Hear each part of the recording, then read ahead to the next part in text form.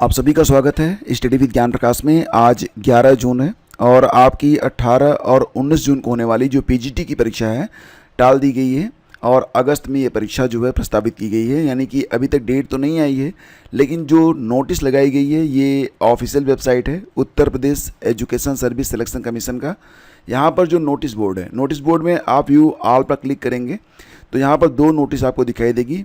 जो दूसरी नोटिस है सेकेंडरी एजुकेशन से संबंधित है और इसी में आपको ये जानकारी प्रदान की गई है कि अब यूपी पीजीटी की परीक्षा जो कि 18 और 19 जून को होने जा रही थी, अब ये परीक्षा जो है वो टाल दी गई है और परीक्षा की नई तिथि की सूचना समाचार पत्रों और आयोग की वेबसाइट के माध्यम से दी जाएगी।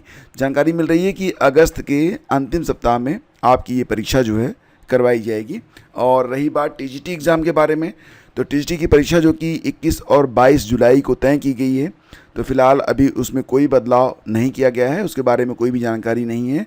तो आप ये मान चलें कि आपकी टीजीटी और पीजीटी की परीक्षा यह 21 और 22 तारीख को जुलाई में करवाई जाएगी। हालांकि उसके जस्ट बाद ही 27 जुलाई को यूपीपीएससी आरओ की परीक्षा है। अब देखना ये होगा कि क्या यूपी पीजीटी की परीक्षा में बदलाव के बाद क्या यूपी टीजीटी की परीक्षा भी बदलती है। वैसे दो परीक्षाएं, दोनों ही बहुत बड़ी परीक्षाएं हैं, दोनों ही बहुत निकट हैं, तो एक संभावना तो ज़रा सी बनती है। खैर दो परीक्षाएं हैं, दोनों जुलाई में हैं। 21-22 जुलाई को आपकी यूपी पीजीटी है, 27 जुलाई को यूपीपीएससी की आरओ की परीक्षा है। दो बड़ी परीक्षाएं जिसमें बहुत बड़ी संख्या में अभ्यर्थी होंगे, लगभग 8.5 लाख के आसपास अभ्यर्थी टीजीटी की परीक्षा देंगे। हालांकि टीजीटी की परीक्षा जो होगी वो अलग अलग शिफ्टों में होगी, लगभग 4 शिफ्ट होंगे।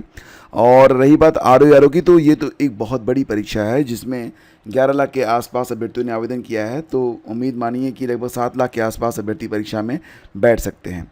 तो इस प्रकार से अभी फ़िलहाल कुछ चीज़ें जो है बदली हैं। और रही बात ये कि बहुत सारे अभ्यर्थी जो कि बीएड असिस्टेंट प्रोफेसर के लिए अभी तक आवेदन नहीं कर पाए हैं, तो उनके लिए भी एक नोटिस यहाँ पर वेबसाइट पर लगा दी गई है। पहली नोटिस हायर एजुकेशन यानी कि बीएड असिस्टेंट प्रोफेसर के लिए ही है। आपको बताना चाहेंगे कि ये जो सुधार किया गया है, आपको पता होगा कि विज्ञापन संख्या 51 जब जारी हुआ था 2022 में, तो बीएड असिस्टेंट प्रोफेसर की परीक्षा जो है वो नहीं करवाई गई थी। उसके लिए दोबारा से आवेदन लिए जा रहे हैं। सिर्फ वही अभ्यर्थी इसमें आवेदन कर सकते हैं जिनकी एजुकेशनल क्वालिफ़िकेशन, मतलब जिनका जो है नेट पीएचडी वगैरह जो कुछ भी है, फाइनल जो मुख्य योग्यता है, अगर वो पूरी करते हैं 31 अगस्त 2022 तक। उसके बाद अगर आपने नेट किया है, पीएचडी की है, उसके बाद आपने कोई भी योग्यता धारित की है, then you are not eligible. But अगर 31 अगस्त 2022 तक आपकी योग्यता है तो यू कैन अप्लाई। अब यहाँ पर ये भी है कि बहुत सारे अभ्यर्थी जो पहले भी आवेदन कर चुके थे, उनको भी दोबारा से यहाँ पर रजिस्ट्रेशन भी करना है और फॉर्म भी भरना है। हालांकि अगर वो अपनी सेम आईडी, यानी कि जो आईडी आपने यूज़ किया था उस समय फॉर्म भरते समय, same mobile number, same email ID use करते हैं, तो आपको शुल्क से राहत मिल जाती है। यानी कि आपका जो पहले का जमा शुल्क है वही इसमें एडजस्ट हो जाता है। और जिनका नहीं हो पा रहा है वो थोड़ा सा वेट करें, डेट यहाँ पर बढ़ा दी गई है। आपको बताना चाहेंगे कि अब यूपीपीएससी विज्ञापन संख्या 51 बीएड असिस्टेंट प्रोफेसर के लिए जो आवेदन की तिथि थी जो कि 12 जून थी, अब इसको जो है बढ़ा के 21 जून कर दिया गया है। ठीक है, तो 21 जून तक अभ्यर्थी जो हैं वो अब आवेदन कर सकते हैं। इसके लिए बाकायदा नोटिस लगा दी गई है और नोटिस आपको जो फेसबुक पेज है उस पर देखने को मिल जाएगी। तो उत्तर प्रदेश शिक्षा सेवा चयन आयोग ने असिस्टेंट प्रोफेसर बीएड के 107 पदों पर भर्ती के लिए ऑनलाइन आवेदन की तिथि 23 जून तक बढ़ाई है। अब यहाँ पर आप नोटिस देख लीजिए, ये आपका फेसबुक पेज है और इसी पर ये दो नोटिस एक साथ ही लगाई गई है। डेट वाली नोटिस आपके सामने है। तो इसमें ये कहा जा रहा है कि ये जो परीक्षा आपकी थी, फिलहाल अब इसकी जो डेट है वो बढ़ा दी गई है। आयोग द्वारा विज्ञापन की शैक्षिक अर्हता के संबंध में शुद्धि पत्र दिनांक 10 जून को प्रकाशित किया गया है। तो शुद्धि पत्र में क्या चीज़ें मैं आपको बताता हूं, लेकिन उसके बाद समझ लीजिए कि रजिस्ट्रेशन की जो लास्ट डेट है वो 21 जून 2025 तक जो है वो कर दी गई है। यानी कि अब आप अपना जो रजिस्ट्रेशन है वो 21 जून 2025 तक कर सकते हैं। ऑनलाइन आवेदन शुल्क जमा करने की अंतिम तिथि 22 जून 2025 है और ऑनलाइन आवेदन सबमिट करने की अंतिम तिथि जो है 23 जून 2025 है, रात्रि 12 बजे तक। बहुत सारे अभ्यर्थी कहेंगे कि सर नोटिस नहीं मिल रही है, तो मैं डायरेक्ट लिंक वीडियो के डिस्क्रिप्शन में डाल दूंगा, आप जाके वहाँ से इस नोटिस को प्राप्त कर सकते हैं। और ये आपका UPESSC नाम से x.com पर जो पेज है उसी पर आपको दोनों नोटिस देखने को मिल जाएगी।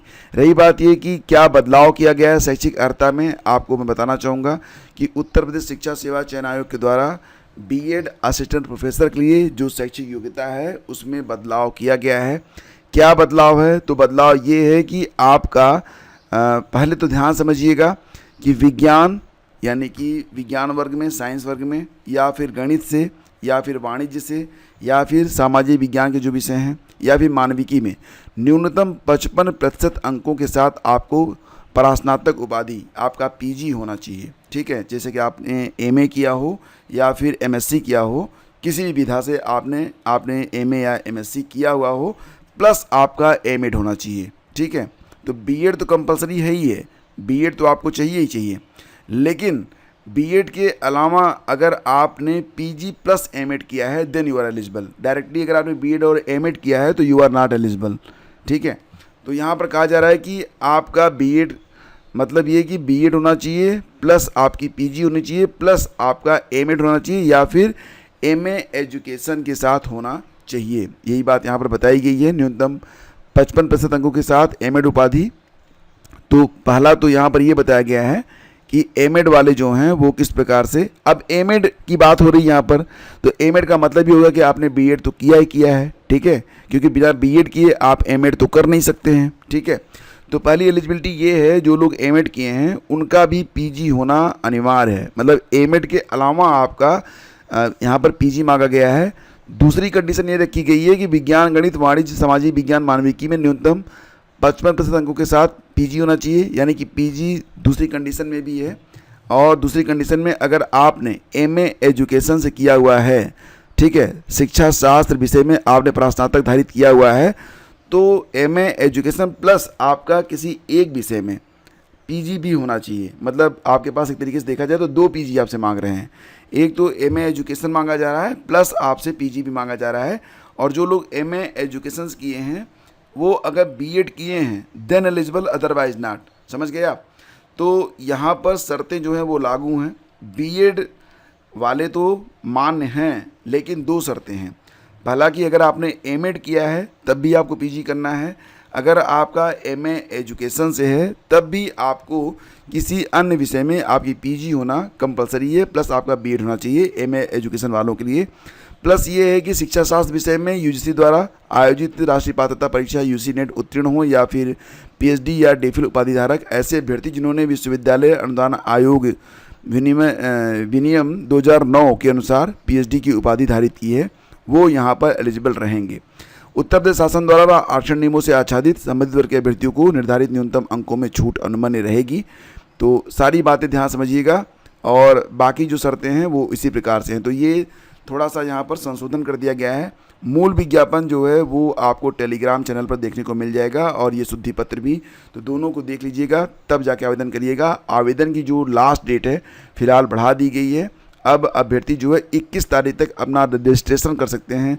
तो सबसे मुख्य तो ये है कि 22 को आपका रजिस्ट्रेशन नहीं होगा, केवल फीस जमा होगी। 23 को फीस भी जमा नहीं होगी, केवल आपका फॉर्म सबमिट होगा। तो समझ बूझ के आगे बढ़िएगा, 21 को ही लास्ट डेट मान के चलिए।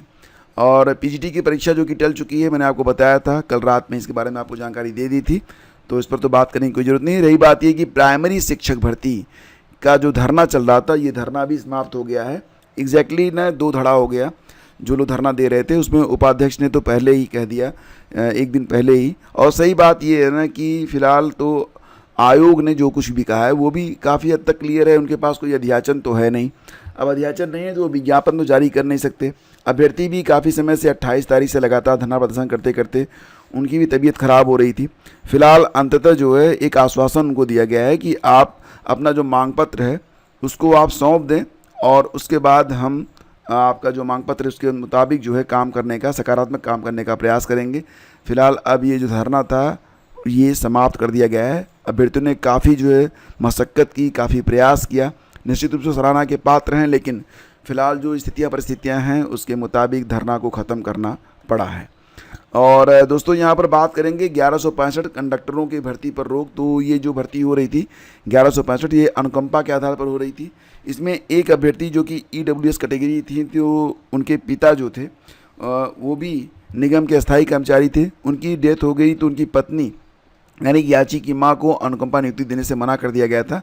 अब उनकी मां की भी जो है डेथ हो चुकी है और अब अभ्यर्थी ने यहाँ पर ये कहा है कि अगर मतलब कोई मतलब डायरेक्टली उनको क्यों मना किया जा रहा है, तो फिलहाल कोर्ट ने इसको संज्ञान में लिया है और अब आदेश यानी कि स्पष्टीकरण मांगा गया है कि भर्ती प्रक्रिया केवल कंडक्टर पदों के लिए ही क्यों की जा रही है। इसके साथ ही नियुक्ति का तरीका भी सार्वजनिक परीक्षा न होकर प्रत्यक्ष है। कोर्ट ने 1 और 5 मई 2025 को परिवहन निगम द्वारा अनुकंपा के आधार पर 1165 पदों पर की गई भर्तियों पर रोक लगा दिया है। तो मुख्य रूप से यहाँ पर मामला ये था, अनुकंपा भर्ती थी, उसमें एक अभ्यर्थी थे जो कि पात्र थे, उनको भर्ती नहीं दी गई थी। कोर्ट पहुँचे तो कोर्ट ने उनको सुना और इस भर्ती पर रोक लगा के कारण बताओ नोटिस को जारी किया है। फिलहाल गर्मी का सीजन जारी है, आप लोग बच के रहिएगा, पानी का जितना हो सके उतना इस्तेमाल करिए। जो विदेशी ड्रिंक है उसको मत पीजिए, देसी ड्रिंक बनाइए, आम का पन्ना पीजिए, नींबू का पानी पीजिए, क्या बोलते हैं सत्तू का होता है ना घोल, उसको बना के पीजिए और जितना हो सके कोल्ड ड्रिंक वगैरह से दूर रहिए। ये आपके स्वास्थ्य के लिए बहुत बेहतर रहेगा, क्योंकि कोल्ड ड्रिंक ना बल्कि आपको थोड़ी सी राहत तो तुरंत देता है, लगता है कि हाँ ठंडा गया पेट में, मशीन पेट की ठंडी हो रही है, लेकिन ऐसा होता नहीं है। थोड़े टाइम के बाद ना वो डिहाइड्रेशन करता है, मतलब आपके शरीर का जो पानी है वही बाहर ही निकल जाता है। ऊपर से बहुत ज़्यादा चीनी होती है, उसमें बहुत ज़्यादा कैफीन होता है, तो जितना हो उसके अवॉइड करिए, बाकी आपकी मर्जी। और हम मिलते हैं आपसे अगले वीडियो में। ये सेशन आपको पसंद आता है फ्रेंड्स तो लाइक और शेयर करना बिल्कुल मत भूलिएगा। Thank you, have a great day, जय हिंद।